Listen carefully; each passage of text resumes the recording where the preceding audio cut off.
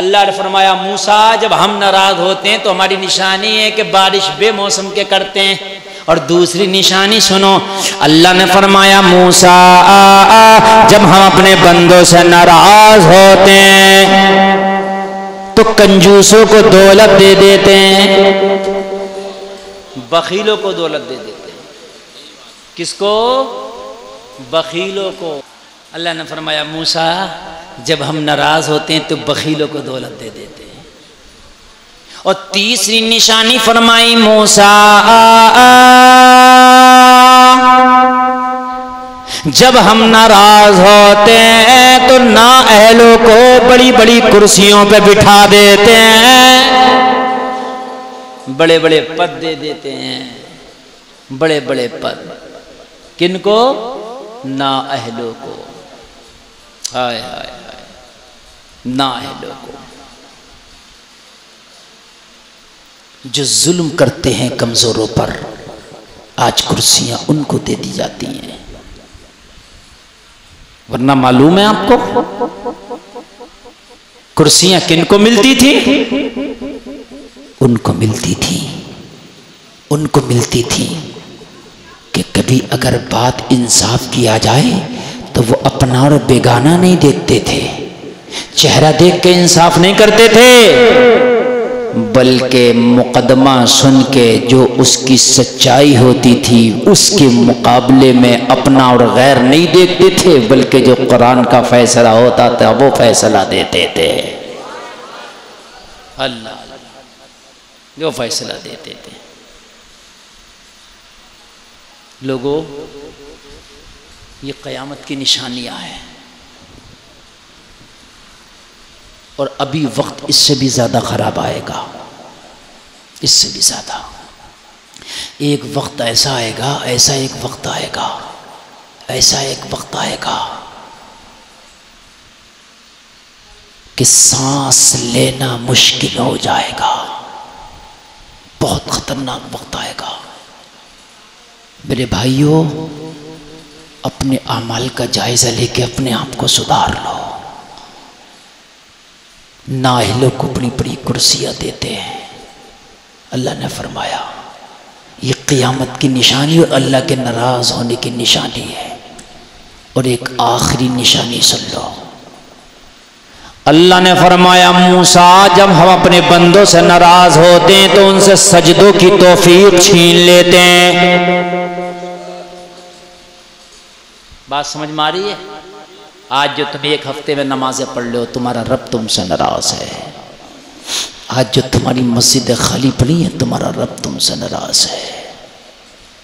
میرے بھائیوں، آدمی کہتا میں نے نماز نہ پڑھی، تیری کیا اوقات ہے تو نے نہ پڑھی، تجھے تو نیند بھی نہیں آتی اگر نماز چھوڑ دیتا، تیرا رب تجھ سے ناراض ہو گیا ہے۔ تیرا رب اگر تجھ سے راضی ہوتا تو تجھے بنا نمازوں کے سکون نہیں ملتا۔ تیرا رب اگر تجھ سے راضی ہوتا تو بنا سجدوں کے تو لقمے تک نہیں کھاتا۔ ایک بزرگ اللہ والا آنکھ کا آپریشن کرا کے آیا، ڈاکٹر نے کہا جب تک یہ آنکھ ٹھیک نہ ہو جائے تب تک نماز نہ پڑھنا، سجدہ نہ کرنا، نماز میں سجدہ کرے گا تو آنکھ پھر خراب ہو جائے گی۔ لوگوں، اس بزرگ نے دوا تو روزانہ دونوں وقت کی کھایا، لیکن کھانا ایک وقت نہیں کھایا۔ گھر والوں نے پوچھا کہ تو کھانا کیوں نہیں کھاتا ہے، سو کھانے سے کیوں منہ موڑ لیا ہے؟ جواب دیا شرم آتی ہے جب اس کا سجدہ نہیں کر سکتا تو اس کا رزق کس منہ سے کھاؤں؟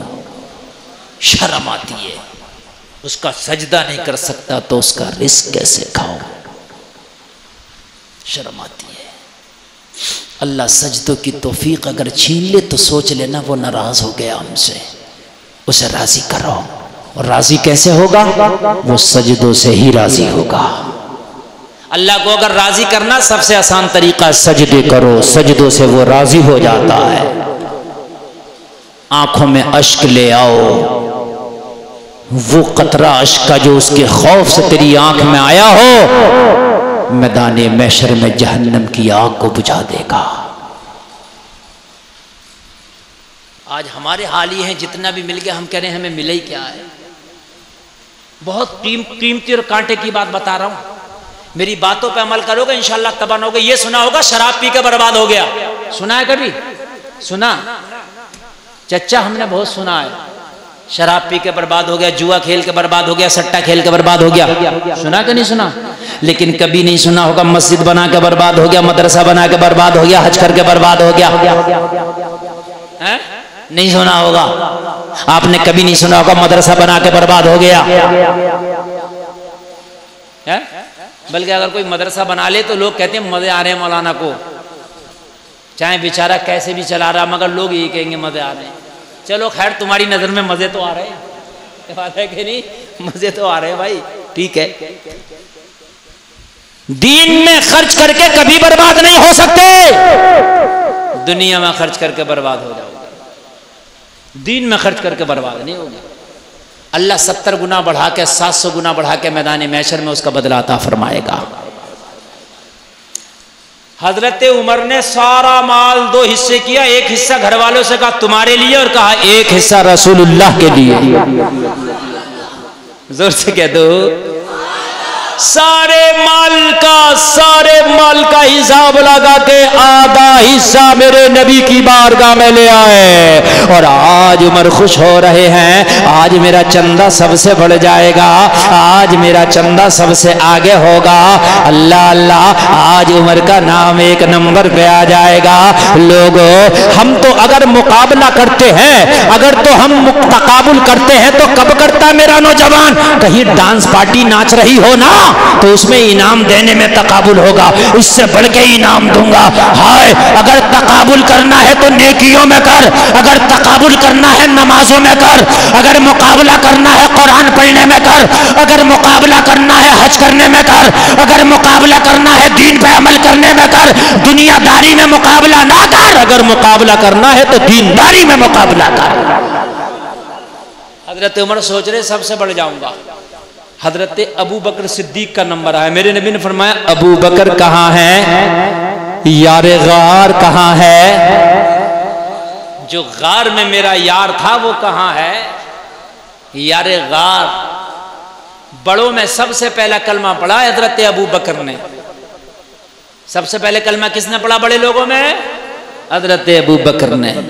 بڑے سمجھدار تھے آپ پہلے سے ہی، بہت سمجھدار لوگ، پہلے ہی آپ کی باتوں کا اعتماد کرتے تھے، سب کہتے تھے ابو قحافہ کا بیٹا ہر فیصلہ بڑی سوچ سمجھ کے لیتا ہے، اسی لیے تو سب سے پہلے کلمہ پڑھا تاکہ مکہ والے یہ نہ کہہ سکے کہ محمد میں تو بے وقوف ایمان لا رہے ہیں۔ جب حضرت ابو بکر نے کلمہ پڑھا تو سارا مکہ کہہ رہا تھا ارے ابو قحافہ کا بیٹا کلمہ پڑھ لیا ہے، محمد کی باتوں میں دم نظر آتا ہے،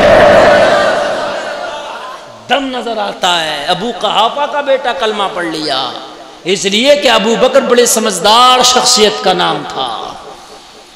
میرا ابو بکر کہاں ہے؟ یار غار کہاں ہے؟